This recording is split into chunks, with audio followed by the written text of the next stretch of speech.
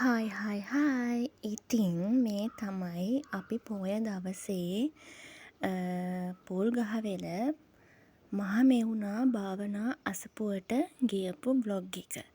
ඉතින් මමයි මගේ මහත්තයයි තමයි මේක බලන්න ගියේ. බලන්න විතරක් නෙවෙයි වන්දනාමාන කරන්නත් පුළුවන්. ඉතින් එදා ඒ පොය දවසේ මාරම සෙනගක් තමයි හිටියේ.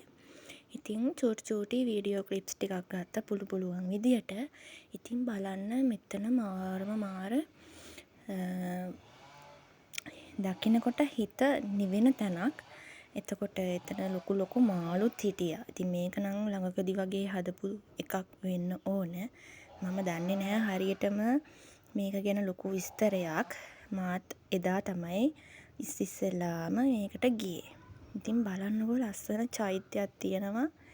එතනට යන්නම ඕන රෑක තමයි. දවල් වරුව ගියා කියලා ලොකුවට බලාගන්න වෙන්නේ නැහැ මේ තැන ගැන. ඉතින් බලන්නකෝ මාරම සෙනගක් තමයි හිටියේ. ගොඩක් අයට ෆොටෝස් වීඩියෝස් ගන්න නම් කියාපු තැන.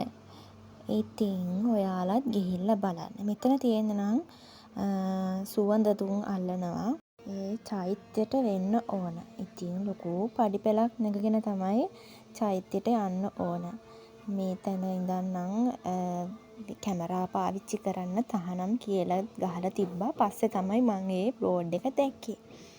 ඉතින් බලන්නකෝ ඒකේ ඇතුළ මේ බුදු හාමුදුරුවෝ දැක්කහම මාර විදියට හිත නිවෙනවා. බලන්නකෝ ඒකේ ඇස් හරිම නිල් පාටයි.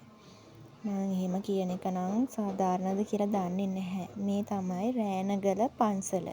ඉතින් අපි දෙන්න යනකොට නම් ගොඩාක් රෑ වෙලා කලබලේ තමයි ගියේ. වැඩ සේරම ඉවර කරලානේ අපි යන්නත් ඕන. ඉතින් මේ පන්සල ගැන නම් මං ලොකු විස්තර දන්නේ නැහැ. මේ පන්සල තියෙන්නේ නම් ලොකු ගලක් උඩ. ඉතින් මේ පඩි පෙළ නැගගෙන යන්නත් ඕන. නිකන් අර සිරිපාදේ නගිනවා වගේ තමයි. ගොඩාක්ම සීතල දවස් තමයි මේ ගෙවෙන්නේ.